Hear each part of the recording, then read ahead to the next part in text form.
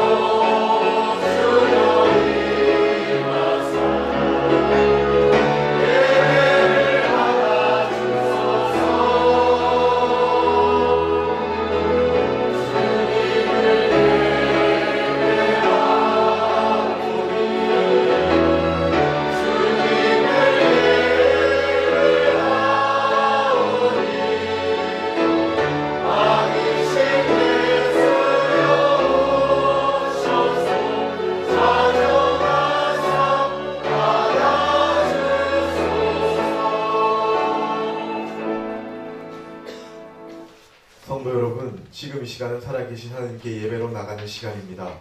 온 마음과 뜻과 정성을 다하여 신령한 예배를 드립시다.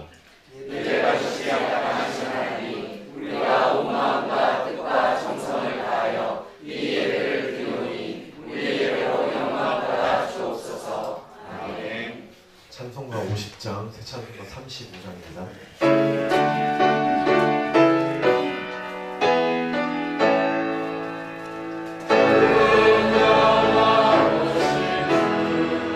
이곳에 오셔서 이곳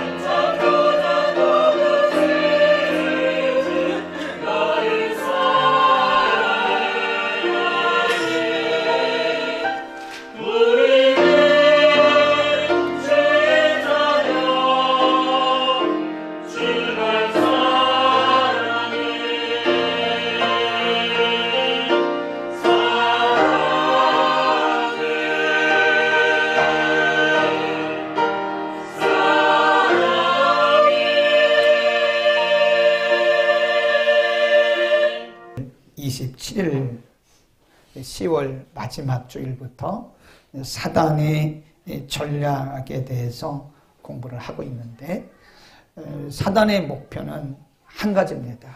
하나님을 회방하고요, 성도들로 하여금 하나님을 떠나게 하는. 예수님이 요한복음 10장 10절에서 도적이라고 해요. 도적이 오는 것은 죽이고 멸하는 것이다. 예수님이 제자들에게 사단이, 베드로에게 하신 말씀인데, 사단이 밀가부르듯 하려고 너희를 청구했다. 그런 비유도 예수님께서 들으셨는데, 사단의 목적은 우리를 죽이는 겁니다. 우리를 멸망시키는 겁니다. 그래서 믿음을 깨지게 하고, 하나님으로부터 멀리 떠나가게 하고, 말씀을 불순종하게 하고, 불신자처럼 지옥의 자식처럼 살게 하는 것이. 그래서 사단에게는 전략이 있어요. 아주 치밀한 전략이 있습니다. 그 전략이 그 자기의 목적을 이루기 위해서 전략을 가지고 있는 거예요. 요한계시록에 보면 사단은 자기 때가 얼마 남지 않은 것을 안다 그랬어요. 그래서 수단과 방법을 가리지 않습니다. 대상도 가리지 않습니다. 때와 장소를 가리지 않습니다. 언제 어디서나 누구든 잡히면 누구든 공격을 해서 그 사람이나 가정이나 교회나 사회나 국가를 무너뜨리려고 하는. 지난 주일도 말씀드렸지만 우리 사회가 이렇게 좌우파로 나누어진 것은 절대 이게 정치적인 이슈가 아니라고 보셔야 돼요. 믿는 사람이 그 사탄의 전략을 모르고 좌파에 속하고 우파에 속해가지고 서로 이러면 이건 절대 아닙니다. 우리는 좌도 아니고 우도 아니에요. 나라를 혼돈케 하는 거예요. 사회를 혼돈케 하는 겁니다. 교회들이, 요즘에 많은 교회들이요, 소송에 안 걸린 교회가 정말 많이 없습니다. 교회 안에서 소송 걸려 있고, 자기들끼리 소송하고요, 이단의 시비에 빠져 있고요, 교회가 평탄한 교회가 많이 없어요. 그 왜 그러냐?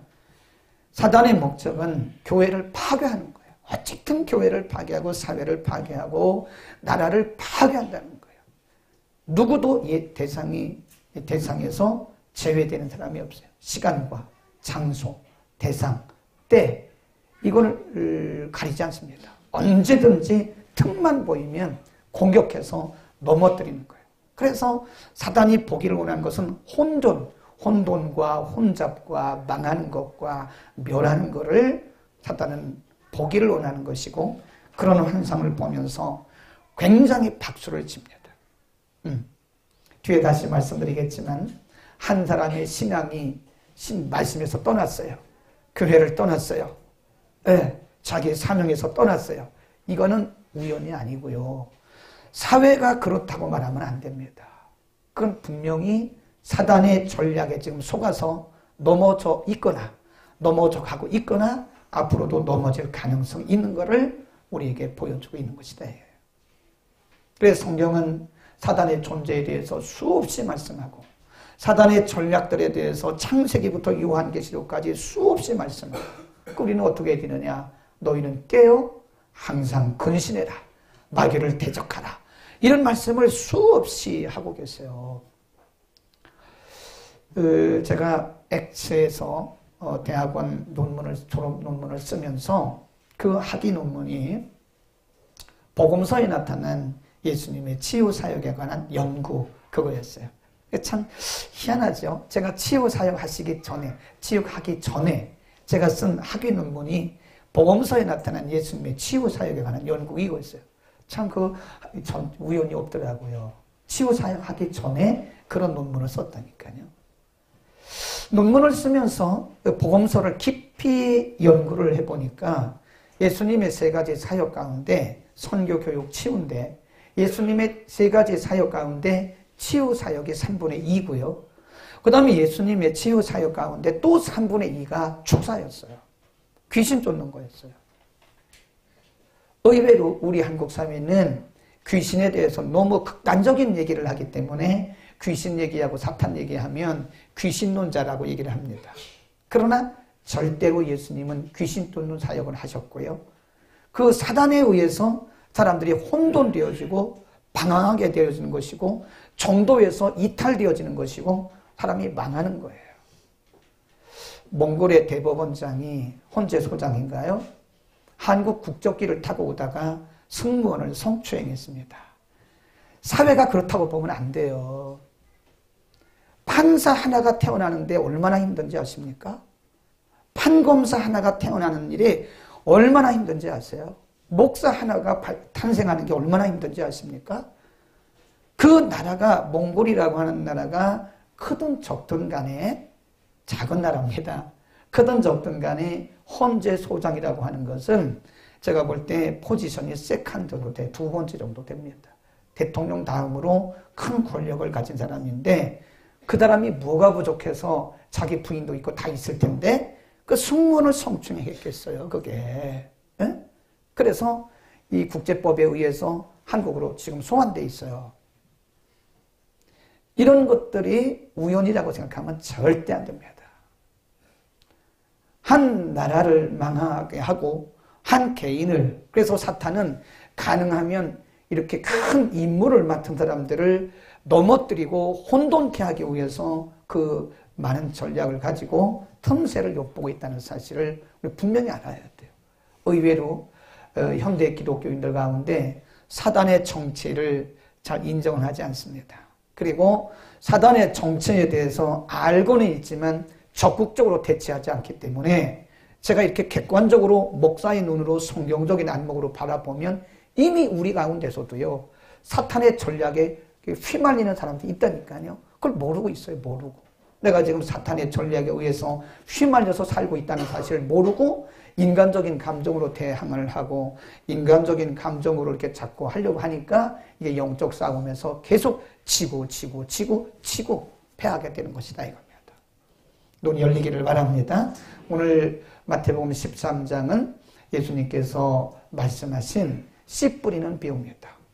근데 예수님께서 씨 뿌리는 비유를 말씀하시고 또 비유는 영적인 의미를 담고 있기 때문에 예수님이 항상 설명을 다시 해주셨어요. 그분이 설명을 안 해주시면 비유는 비유이기 때문에 하나님의 의도된 의미가 뭔가를 우리가 알 수 없다는 거예요.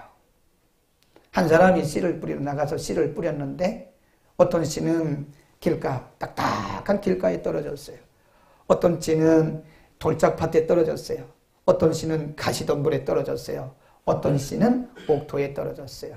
근데 의외로 세 가지 밭은 다 열매를 맺지 못하고 마지막 옥토에 떨어진 씨만 100배, 60배, 30배, 또 어떤 성경에서는 30배, 60배, 100배의 결실을 했더라. 근데 그 첫 번째 밭이 길가의 밭이 있거든요. 거기 보세요. 그 길가에 떨어진 그 씨에 대해서 예수님이 말씀을 19절에서 다시 해석을 하셨어요. 13장 19절 18절부터 우리 함께 읽겠습니다. 시작. 그런즉 씨 뿌리는 비유를 들으라.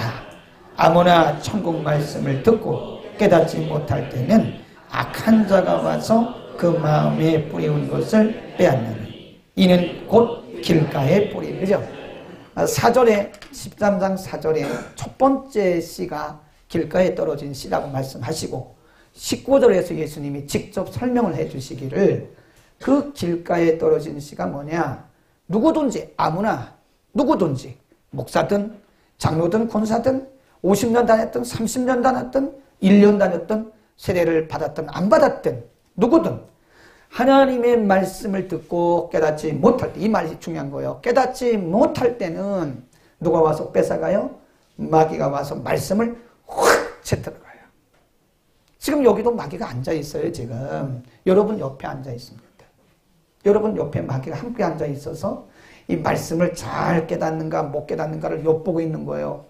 김 목사가 지금 설교를 하는데 말씀을 여러분이 못 깨닫잖아요. 그 말씀을 아멘으로 못 받잖아요. 그러면 확 뺏어가지고 호주머니 싹 집어넣어. 호주머니 없겠죠. 이것도 비유죠. 여러분 옆에 앉아 있다니까 지금. 그래서 말씀을 못 깨닫고 딴 생각하게 만드는 거예요. 막 오해하게 만들고 곡해하게 만들고 막 이러는 거예요. 그래가지고 말씀을 샥 뺏어가. 그러면 성전을 나갈 때는 밥만 먹고 국수만 먹고 빈몸으로 갑니다. 의미가 없어요. 교회 국수 먹으러 온 거 절대 아닙니다. 그거 먹으러 온 거 아니에요. 물론 코인은야 중요하죠. 애찬 중요하죠. 그러나 일주일에 주일에 와서 영혼의 양식을 먹지 못하고 돌아간다면 그 사람이야말로 불행자 중에 불행자다 이거예요. 우리 여기 국수 먹으러 온 거 아닙니다. 밥 먹으러 온 거 아닙니다. 말씀 먹으러 온 거예요. 아멘. 영혼의 말씀을 받으러 왔는데 마귀가 지금 굉장히 우리가 말씀으로 은혜 받는 거를 굉장히 시기합니다. 말씀 은혜 받고 깨닫는 거를 굉장히 시기합니다. 우리가 깨닫지 못하고 딴 생각하고 있잖아요. 그럼 말씀을 콱 뺏어가요. 그냥 빈몸으로 가는 거예요. 국수를 먹어서 배는 부른데 영혼은 비었어요. 텅텅 비어가지고 영혼이 배고픈 상태로 가는 거예요. 마귀는 알아요. 히브리서 4장 12절에 말씀하시기를 하나님의 말씀은 살았다. 운동력이 있다. 그래서 영과 혼과 골수를 찔러 쪼개게 한다. 그럼도 로마서 10장 17절에 믿음은 들음에서 나며 들음은 그리스도의 말씀으로 말미암느니라 그랬어요. 아멘. 하나님의 말씀으로 우리의 믿음이 자라요. 하나님의 여러분 뭐 누가 무슨 얘기를 천하 없어도 말씀 듣고 말씀 깨닫지 못하면 믿음은 항상 그 자리에 있습니다. 목사들도 목회자들도 믿음 안 자랍니다. 말씀 안 들으면요. 그 자리에 있는 거예요. 그냥. 마귀가 알아요. 누구든 하나님의 말씀을 들으면 믿음이 자라고 구원의 확신이 있고 말씀의 능력이 있고 거듭난다는 걸 알아요. 거듭남이라는 게 이게 영적인 기능입니다. 그런데 말씀 안 들으면 절대 거듭나지 않습니다. 어디 가서 3박 4일 뭐 훈련 받은 거 그거 가지고 거듭 못 납니다. 그게 거듭나는 거 아니에요. 그건 그냥 훈련 받은 거예요. 거듭나는 거는 하나님의 말씀이 들어가야 돼요. 아멘.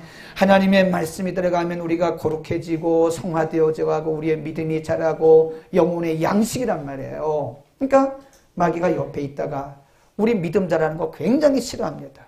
오늘 보니까 뭐 이름 대서 미안하지만 이거 지금 라이브로 보는 분들이 많기 때문에 노재범이라고 얘기를 합니다. 저분이 장복자 집사님의 남편입니다. 오늘 라이브로 다 나갔어. 노재범 장복자. 근데 노 집사님이 처음에 얼마 전까지만 해도요. 정말 재미없이 교회 왔습니다. 제가 목사가 그거 보면 알지 모릅니까? 그거 분별이 안 되면 목회 못합니다. 저 사람이 진짜 재미있게 교회 온 건가 어쩔 수 없이 앉아있는가 보면 알아요. 그걸 모르면 목회를 할 수 있겠습니까? 오랫동안 장복자 집사님에 의해서 온 거예요. 수가성 여인 때문에 수가성 사람들이 예수를 믿게 됐거든요. 그런데 나중에는요. 성경에 분명히 뭐라고 그랬냐면 여인 때문이 아니라 그랬어요. 이게 단계가 있어요. 근데 오늘 기도하는 거 보니까 써서 했지만 그거는 본인이 쓴 거예요. 그냥 기록만 하고 본인의 마음을 쓴 거기 때문에 참 믿음이 많이 자랐다는 생각을 합니다. 아멘. 근데 저분이 전에는요. 주일 예배도 억지로 와서 맞죠? 맞다 그래봐요. 억지로 오고 장복자 집사님 이렇게 이제 그 뭐라 그러나 이제 그렇게 왔어. 치마복 잡고 왔어요. 재미도 없던 거야. 그러니까 주일 예배 끝나고 가려고 정신. 요즘에는 얼마 전부터 작년부터는요. 계속 주일 밤 예배까지 드리고 갑니다. 오히려 장복자 집사님이 가자 그러면 소리쳐요. 당신 뭐 하는 거야 지금? 거꾸로 된 거예요. 나 정도 된 자가 먼저 된 거예요. 말씀을 잘 들어요. 옛날에는 말씀 들을 때 고개 숙이고 앉아있고 그냥 뭐 이렇게 보면 휴대폰 갖고 이렇게 장난하고 그런 건 아니었지만 그렇게 이제 보였더라 이거예요. 근데 요즘에는 휴대폰 전혀 안 봅니다. 그리고 이렇게 목사님과 아이 간택을 하면서 말씀으로 은혜를 받더라고. 그러니까 믿음이 자란 거예요, 그게. 아니, 저분이 저렇게 자라리라고 누가 예상을 했겠냐고. 말씀이 들어가니까 자라는 말씀이 들어가니까. 그러나 죄송하지만 미안하게도 40년, 50년, 30년, 20년 교회 다녀도 말씀이 그의 심령을 터치하지 못하면 믿음은 여전히 거기에 그냥 머물러 있어요. 20년 전에 믿음 그대로 있고 25년 전의 믿음 그대로 있고 믿음이 안 자라는 겁니다. 죄송하지만 믿음은 말씀이 들어가야 자라. 그러니까 우리가 믿음 자라는 거를 마귀가 그렇게 질투를 해요. 시기를 합니다. 그러니까 그 믿음 자라지 못하게 하려고 말씀을 쫙 잡고, 그래서 우리가 말씀을 들을 때는요, 사람의 말로 들으면 안 됩니다. 우리가 제가 늘 얘기하지만 성경에 나오는, 신약에 나오는 초대교회 교인들 중에 가장 젠틀한 교회가 어디냐? 데살로니가 교회입니다. 데살로니가 교회는 데살로니가전서 2장 13절에 보면 하나님의 말씀을 들을 때 사람의 말로 아니하고 하나님의 말씀으로 들으니 진실로 그러하다 그랬어요. 그러니까 이 말씀을 들을 때 사람의 말로 듣는 게 아니에요. 저도 그런 경험이 있거든요. 제가 전도사 때 목사님하고 조금 감정이 있었어요. 왜냐면 나는 충분히 교만해서 그렇지 뭘. 나는 충분히 학생부를 맡을 수 있다고 생각했는데 목사님이 부장님에게 학생부 설교를 맡기고 정작 전도사인 저에게는 설교를 안 맡기는 거예요. 그 목사님에 대해서 굉장히 감정이 상했어요. 그 목사님 쳐다볼 때도 이렇게 솔직히 고백하는 거예요. 그러니까 우리가 눈을 보면 알지요. 저 사람이 감정이 있는 눈이구나, 감정이 없는 눈을 알아요. 또 좀 떠보세요. 편안한 사람들의 눈길은 다 다가옵니다. 이게 다 다가와. 이 사람은 영적인 존재이기 때문에 압니다. 그러나 본인의 마음이 편안하지 않을 때는 저를 쳐다봐도요, 그 눈에 평안이 없어요. 그걸 알지요. 그러니까 제가 그 목사님에 대해서 감정적으로 나는 충분히 전도사하고 말씀을 전할 수 있는데 전도사인 나에게는 말씀을 전하라고 안 하고 그 부장에게 설교하라고, 그런 법이 어디 있냐고 속으로 감정을 가지니까요, 그때부터 목사님이 하시는 말씀은 다 꼬이기 시작하더라고. 와, 그럼 마귀가 한 거예요. 목사님이 하시는 말씀들이 맞는 얘기인데, 객관적으로는 맞는 얘기인데 다 맞는 말씀이죠, 객관적으로. 근데 내가 주관적으로 감정이 상해 있으니까요, 다 꼬여. 다 꼬여. 시작. 꼬여. 꼬이더라. 그때 제가 느낀 게, 성도들이 그럴 수 있겠구나. 전도사인 나도 목사님에 대해서 감정이 꼬이니까 그분이 전하는 모든 말씀이 객관적으로 들리지 아니하고 주관적인 감정으로 받아들였던, 그게 사람의 말로 듣는 거예요. 하나님의 말씀을 들을 때 사람의 말로 아니하고 하나님의 말씀으로 듣는 은혜가 있기를 축원합니다. 그래야 내 영혼이 자라고 믿음이 자라고 내 영혼이 잘 될 수 있는 거지. 내 영혼이 이게 병 들어가면 큰일 납니다. 두 번째, 마귀는 우리로 하여금 믿음에서 떠나게 합니다. 사단은 우리가 믿음에서 떠나는 것을 그렇게 원하고 있어요. 사단이 기도는 하지 않겠지만 사단이 기도한다면 사단의 첫 번째 기도 제목이 뭐냐? 우리가 믿음에서 떠나는 거예요. 말씀에서 떠나는 거예요. 자, 찾아보겠습니다. 디모데 전서로 갈까요? 디모데전서 4장 1절입니다. 디모데전서 4장 1절. 그러나 접속사입니다. 잘 보셔야 돼요. 그러나 시작. 그러나 성령이 밝히 말씀하시기를 후일에 어떤 사람들이 믿음에서 떠나 미혹해하는 영과 귀신의 가르침을 좇으리라 하셨으니 자기 양심이 화인 맞아서 외식함으로 거짓말하는 자들이라. 그러니까 믿음에서 떠나요. 믿음에서. 성령이 말씀하시기를 예언을 하셨어요. 마지막 때가 되면 많은 사람들이 믿음의 정도에서 이탈된다는 거예요. 믿음에서 떠난다는 거예요. 그래서 이상한 얘기 듣고 이단의 얘기 듣고 또는 뭐 이 세상의 철학 얘기 듣고 이런 거 듣는다는 거예요. 여러분, 요즘에 우리나라에서 가장 많이 모이는 기도원이 파주에 있는 여의도 국제금식기도원입니다. 오살리에 있는. 그 다음에 저 경기도 청평에 가면 이천정 목사님이 계셨던 한월산 기도원이 있고, 맞은편에 보면 강남 금식기도원이 있고요. 그리고 뭐 이제 조그만 작은 기도원이 있고요. 그 다음에 저 흰돌산 기도원이 있는데 옛날 같지 않다고 합니다. 갈멜산 금식기도원 안양 거기는 서울에서 가까우니까 거기는 그래도 아직은 모여요. 오살리도 여의도 기도원 그 파주에 있는 오살리도 옛날보다 3분의 1이 줄었다 그러고요. 한월산은 뭐 40% 정도 줄었다 그러고요. 안 온답니다. 안 와요. 사람들이 안 와요. 그런 현상을 바라보면서 시대가 그렇다.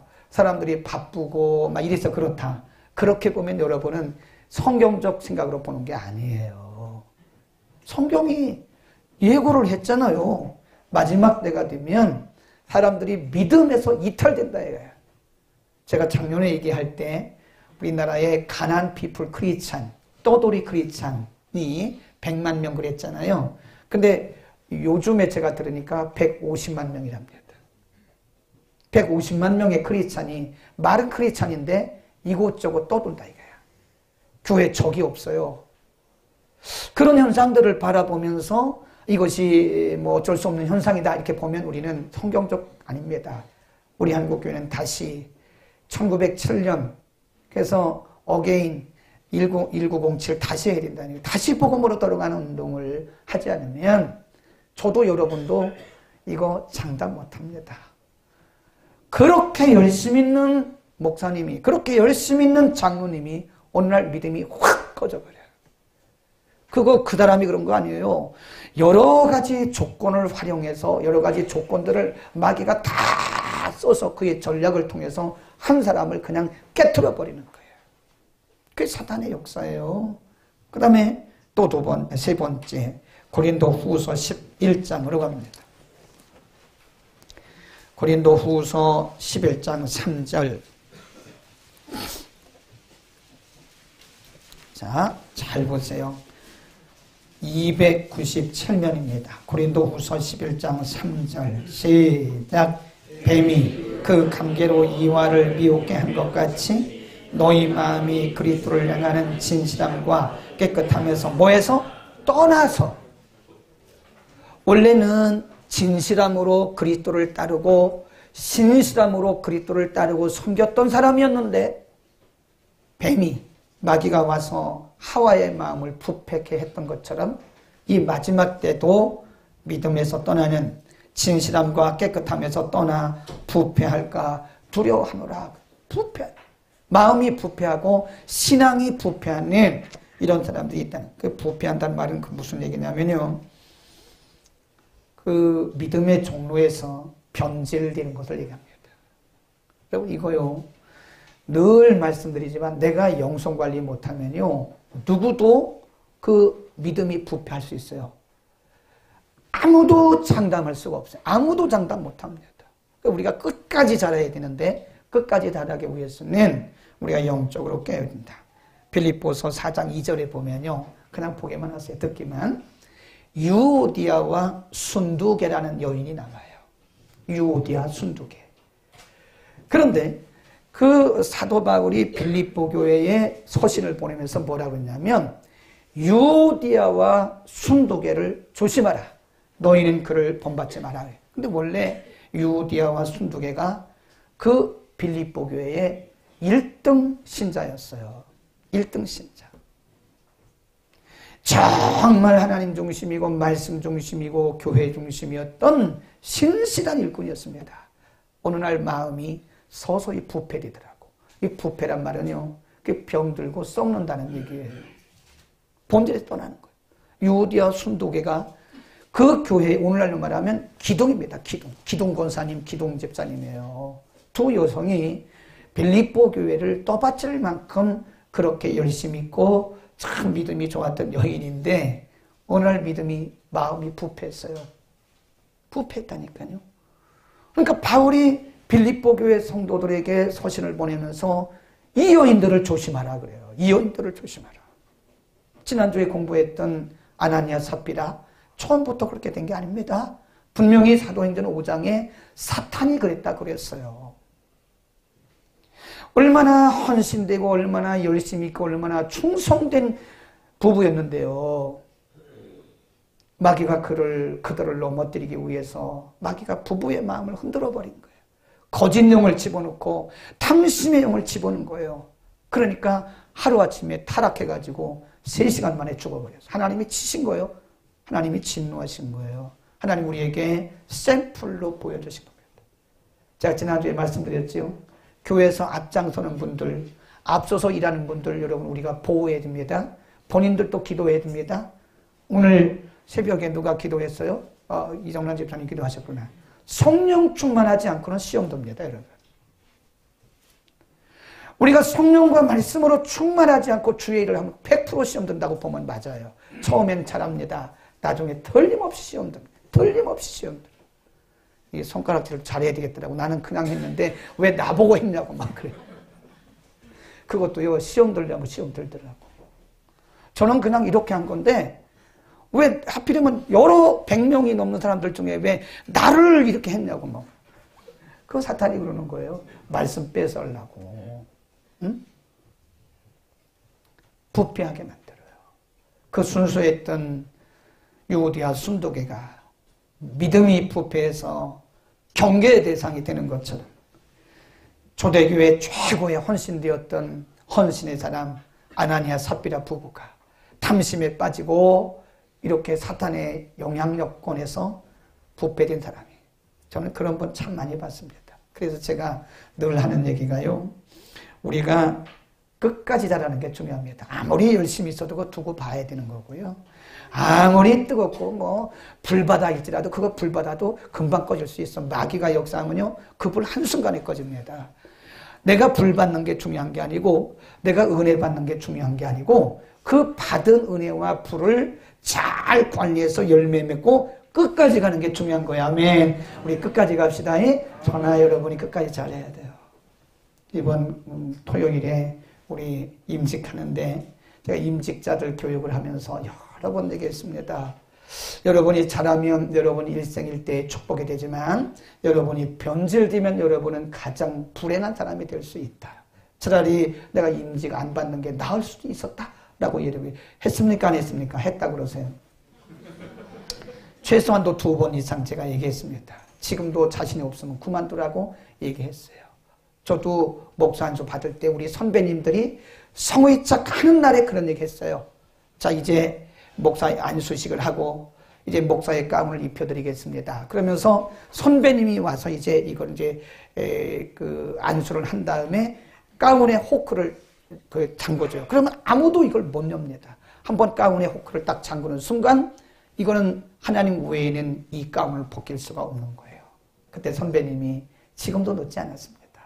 지금 안수하고 가운 입을 건데 지금도 늦지 않았습니다. 그때는 강도사니까 그대가 아직도 자신이 없으면 지금 취소하십시오. 그리고 다시 강도사로 가십시오. 그랬어요. 근데 저는 웬 마음이 들었는지 강도사 갈 마음은 없고 교만하게 내가 할 수 있다는 생각이 들어서 안수를 받았어. 받고 나니까 이거 아니더라고. 큰일 날 뻔했어. 그때 내가 차라리 안 받는다 그럴 걸 괜히 이거 받아가지고 그런 얘기는 안 했지만 때로는 나이 어렸을 때 그런 생각도 했다니까.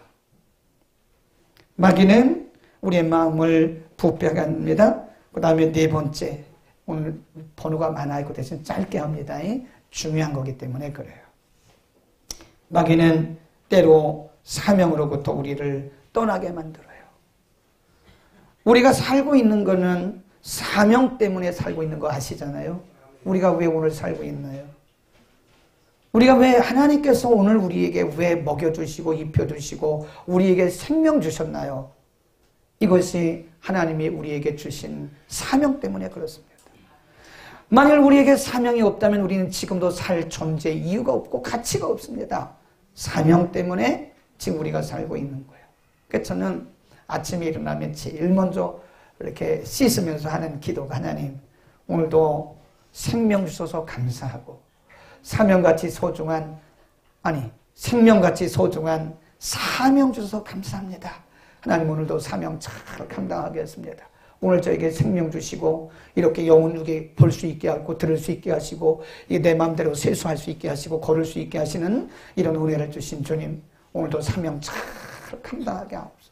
그리고 하루를 마감하며 또 씻을 때는 하나님 오늘도 사명 감당하게 해주셔서 감사합니다. 그러고 하루를 마감하고 자요. 잘하는 거죠? 별로 잘하는 거 아닌가 본데 여러분도 그렇게 하시기를 바랍니다. 제가 예수님을 본받은 것처럼 여러분도 저를 본받으십시오. 사도 바울이 그런 얘기를 했어요. 사명 없으면 우리가 살 이유가 뭐가 있어요? 이 세상이 뭐 그렇게 살기 좋습니까? 예? 뭐 어떤 분이 얘기하는데 누가 얘기했는지 모르겠는데 평택은 43평짜리가요 1억 5천이래요. 아파트가. 근데 우리는 저쪽에 그 감리교회 앞에 그거 34평짜리가 10억이랍니다. 그것도 지금 뭐 사람들이 다 들어오는데 아파트 값이 올라가니까 그것이 우리의 삶의 목적인가요? 우리가 열심히 벌어서 큰 아파트 사는 게 그게 목적이라면 저는 정말 불행한 인생을 살고 있다고 생각합니다. 내가 돈 벌어서 사업해서 큰 아파트 살고 좋은 차 타는 것이 그게 우리 인생의 목적이라면 정말 우리는 불행하게 살고 있다고 생각합니다. 그게 우리 인생의 목적이 아니에요. 죄송하지만. 그럴 것 같으면 우리 이 땅에 살 이유도 없고 가치도 없어. 뭐가 아파트 넓은 게 뭐가 그렇게 중요한 거예요. 큰 차 타는 게 뭐가 중요해. 내가 이 땅에서 높은 명예를 얻는 게 뭘 그렇게 중요한 겁니까? 내가 무슨 대통령이 되고 국회의원이 되고 그게 그렇게 중요한 거 아니잖아요. 그게 중요한 게 아닙니다. 하나님이 우리를 이 땅에 보내실 때 우리를 태어나게 하실 때는 우리 나름대로의 고유한 미션이 있어요. 미션. 그 사명이 있기 때문에 하나님 우리를 살게 하신 거고 우리가 오늘 살고 있는 건데 제가 늘 얘기하잖아요. 누가 가장 행복한 사람이냐? 자기의 사명을 알고 산 사람이 제일 행복해요. 우리가 비록 쓰러져가는 초가 삼간에 산다 할지라도 하나님이 나를 향해서 부르신 내게 맡겨주신 사명을 깨달았다면 그리고 그 사명 때문에 내가 살고 있다면 이 사람은 세상에서 가장 행복한 사람이에요. 아멘. 근데 마귀가 알아요. 마귀가 그걸 알아요. 우리의 사명을 발견하고 우리가 사명대로 살면 행복하다는 걸 알아요. 그러니까 자꾸 우리 가운데서 사명에서 이탈되게 만드는 거예요. 디모데후서 4장 10절로 한번 가봅니다. 디모데후서 4장 10절. 거기 대마 우리 잘 아는 사람인데 4장 10절. 시작. 대마는 이 세상을 사랑하여 나를 버리고 데살로니가로 갔고 그레스게는 갈라디아로 디도는 달마디아로 갔고. 이게 디모데후서는요. 사도 바울이 로마의 감옥에서 임종 직전 주 67년에 순교했다고 전해지고 있는데 임종 직전에 믿음의 아들 디모데에게 편지를 쓰면서 평생 가슴 아팠던 얘기를 하고 있는 겁니다. 가슴 아픈 얘기를 하는 거예요. 디모데에게 데마가 나를 버리고 그 말은 사명을 버리고 그 말이에요. 데마는 사명을 버리고 세상을 사랑하여 세상으로 갔다. 가슴 아픈 얘기를 임종 직전에 믿음의 아들인 디모데에게 사도 바울이 이 말을 하고 있는 겁니다. 여러분, 이게 마귀의 역사예요. 사탄은 우리로 하여금 사명을 버리게 합니다. 우리 사명 떠나면 사나 마나라니까. 우리가 밥값도 못하는 거예요. 사명 떠나면 우리는 지금 뭐 의미 없는 무의미한 삶을 살고 있는 거예요. 어떤 분이 결혼의 목적이 뭐라 그래요? 행복이 아닙니다. 결혼의 목적은 행복이 아니고 거룩이라 그랬어요.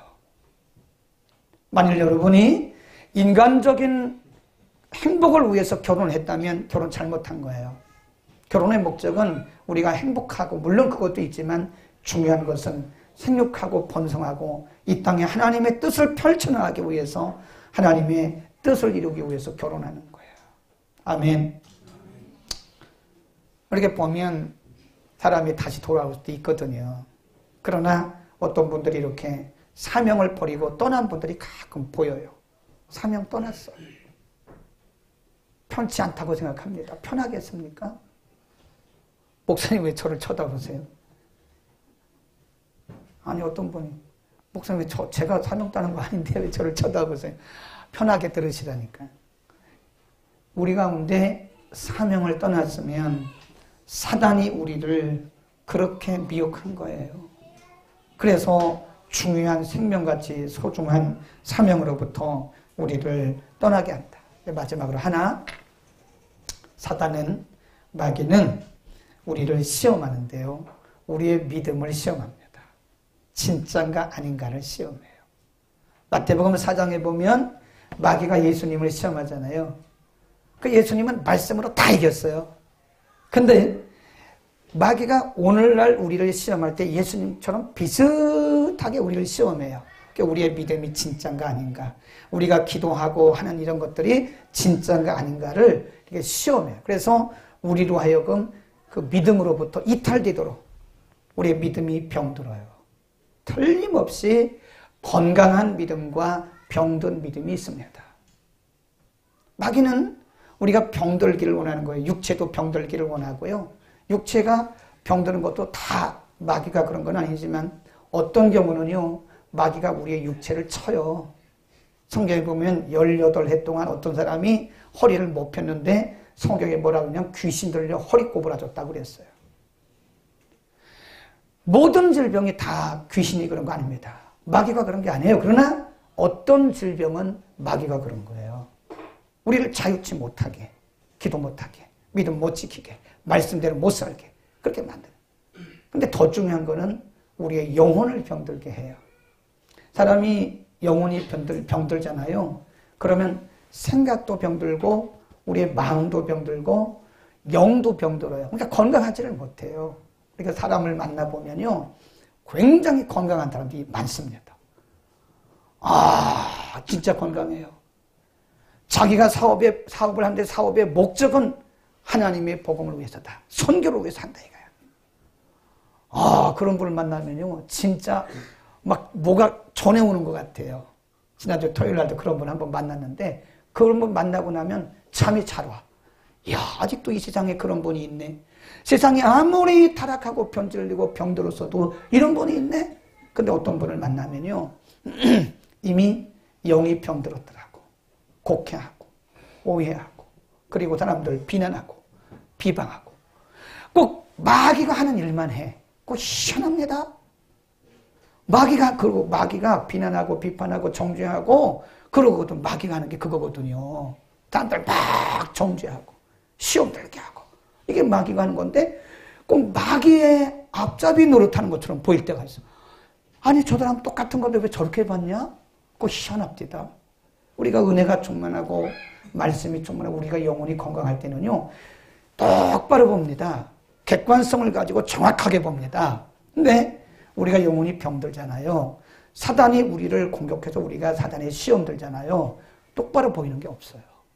다 이상하게 이렇게 그걸 왜곡된 시선이라고 그래요. 그래서 사단은 그런 왜곡과 그리고 곡해의 영을 집어넣어요. 그러니까 우리 영혼이 병드는 거예요. 그런 분 만나면요, 정말 시간이 아깝다 생각이 들어요. 아, 괜히 만났다. 저분하고 괜히 밥 먹었다. 저분하고 괜히 긴 시간 얘기했다. 그런 생각이 들어요. 그 대신 그분을 뭐 정죄하는 건 아니지만 기도를 하죠. 그분을 위해서 기도합니다. 하나님, 건강한 영혼을 갖도록. 그의 시선도 건강하고 그가 성령의 충만함을 받아서 바른 생각을 하고 바른 마음을 갖고 바로 보고 그럴 수 있도록 해달라고 기도하죠. 우리는 베드로전서 5장 8절에 뭐라고 그랬어요?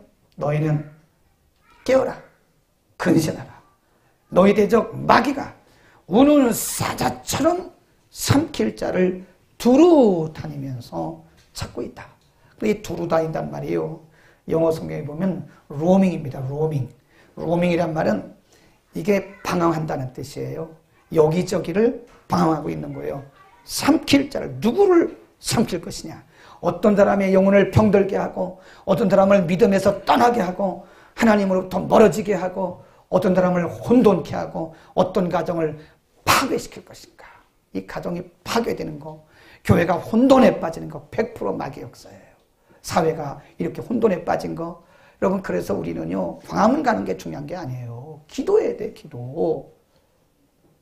서초동 가는 게 중요한 게 아닙니다. 이런 일들이 없어지도록 우리가 기도해야지. 믿는 사람들이 말이에요, 기도는 안 하고 물론 기도도 하겠지만 그러면 안 돼. 이 사회가 이렇게 된 거는 이 사단이 우리를 혼란의 그냥 구렁통에 집어넣은 거래요. 아멘. 옆에 인사합시다. 열심히 깨어 기도합시다.